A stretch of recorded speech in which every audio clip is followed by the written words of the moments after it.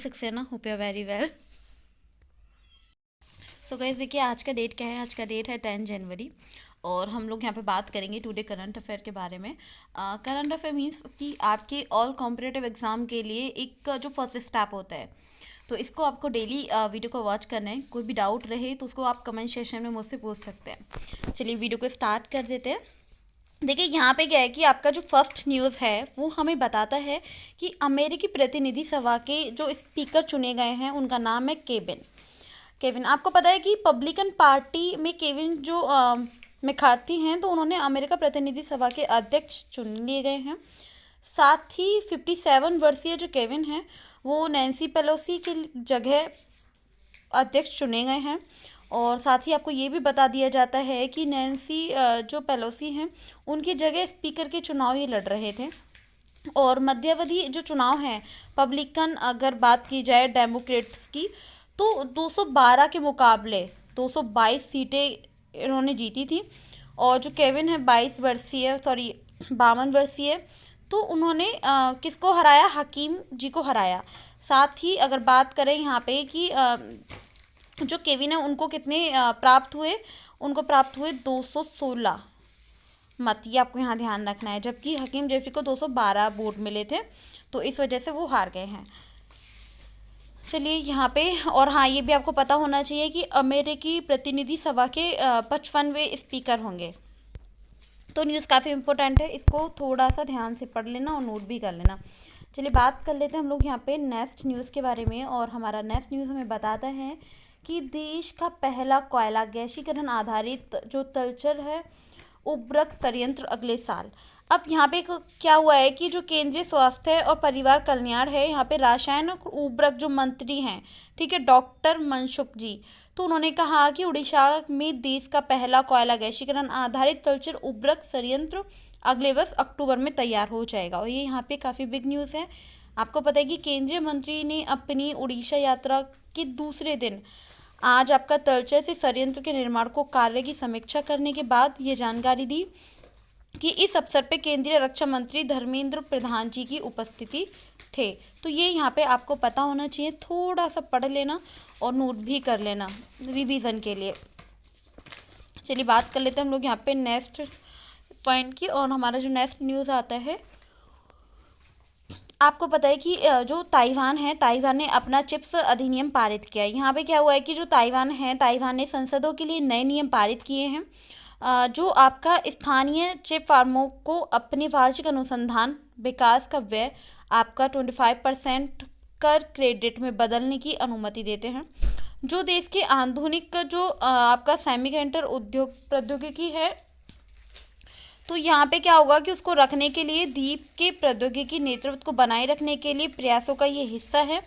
साथ ही वो मूवर के फ़ायदों की बदौलत सेमीकंडक्टर बाज़ार में इसमें क्या होगा ना कि आपका 50% से अधिक पर यूएसए जो यूएसए है तो उसमें एक दबदबा था। और फिर भी जो ताइवान है, बोलो।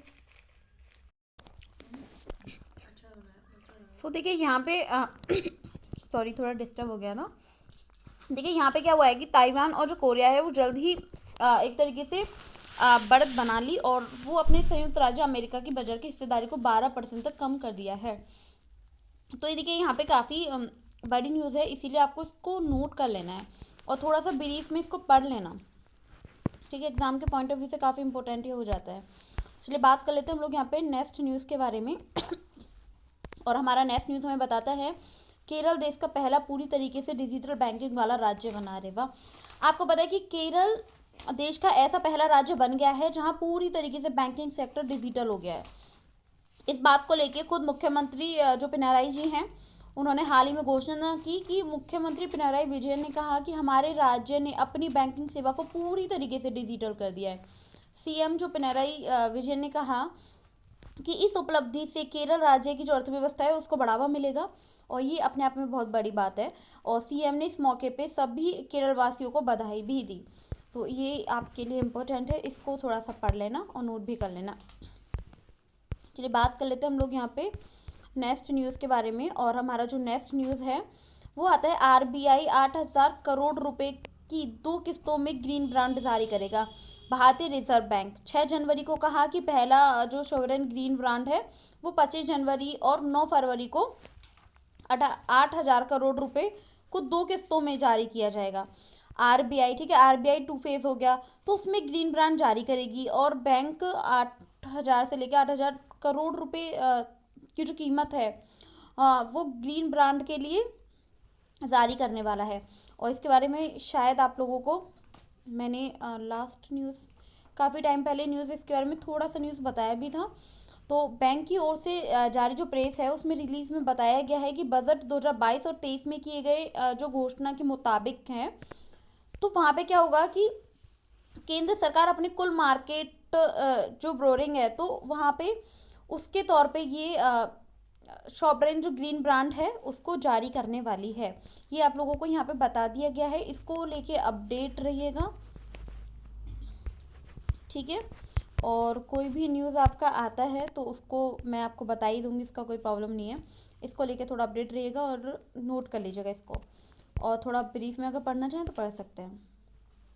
देखिए नेक्स्ट जो न्यूज़ है, नेक्स्ट है कि राष्ट्रपति द्रौपदी जी ने एसजेवीएन की 1,000 मेगावाट की बीकानेर सौर ऊर्जा परियोजना पे आधारशिला रखी। यहाँ पे क्या हुआ है कि राजस्थान के रायपुर में हाल ही में 1,000 मेगावाट की जो बीकानेर सौर ऊर्जा है उसकी परियोजना की बैचुअल जैसे आधारशिला रखी गई है। और ये जो आपकी परियोजना है ना, ये सरकारी जो स्वामित्व वाली ऊर्जा फर्म हो गया लिमिटेड के द्वारा अपनी जो सहायक कंपनी है एसजेवीएन ग्रीन एनर्जी लिमिटेड उसके माध्यम से क्रियान्वित की जा रही है। और यह राजस्थान में जिला बीकानेर को बांदरवाला गांव के पास सीधे खरीदी गई और 5,000 एकड़ ज़मीन पर भी विकसित की जा रही है। तो इसके बारे में आप लोगों को पता होना चाहिए। चलिए बात कर लेते हैं नेक्स्ट न्यूज़ के बारे में। और हमारा जो नेक्स्ट न्यूज़ है, देखिए फॉरेक्स जो रिजर्व्स ऑफ इंडिया साल 2022 में लगा $70 बिलियन का झटका। अब यहाँ पे क्या हुआ है कि भारतीय रिजर्व बैंक आरबीआई के नवीनतम जो आंकड़े हैं उनके अनुसार 30 दिसंबर 2022 को समाप्त सप्ताह में क्या हुआ था ना कि भारत की जो विदेशी मुद्रा जो भंडार है, ठीक है, विदेशी मुद्रा भंडार हो गया यहाँ पे $44 मिलियन बढ़ के आपका $562.85 बिलियन का हो गया। हालांकि आंकड़ों से ये पता चला है कि 2022 के दौरान भारत की जो विदेशी मुद्रा भंडार है तो उसमें 70.1 बिलियन की गिरावट आई है। और बता दें साथ में आपको ये भी कि जिस देश के पास मजबूत विदेशी मुद्रा भंडार होता है उस देश की आर्थिक स्थिति भी अच्छी मानी जाती है।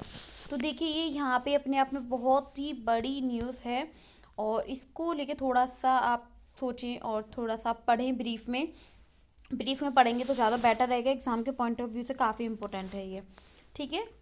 तो बात कर लेते हैं हम लोग यहाँ पे नेक्स्ट न्यूज़ के बारे में। देखिए नेक्स्ट न्यूज़ क्या है कि पीएम मोदी जी ने प्रवासी भारतीय दिवस 2023 सम्मेलन का उद्घाटन इंदौर में किया। प्रधानमंत्री नरेंद्र मोदी जी ने मध्य प्रदेश के इंदौर में प्रवासी भारतीय दिवस 2022 का सम्मेलन किया, औपचारिक उद्घाटन किया। प्रधानमंत्री नरेंद्र मोदी जी ने 17वें प्रवासी भारतीय दिवस सम्मेलन को संबोधित किया। कहाँ पे किया? मध्य प्रदेश के इंदौर में, ठीक है। और साथ ही मोदी जी ने कहा कि कोरोना की महामारी के कारण 4 साल के बाद ही सम्मेलन का आयोजन यहाँ पे हो रहा है और हर साल प्रवासी भारतीय 9 जनवरी को मनाया जाता है। तो ये आपको यहाँ पे पता होना चाहिए। चलिए बात कर लेते हैं हम लोग यहाँ पे नेक्स्ट न्यूज़ के बारे में।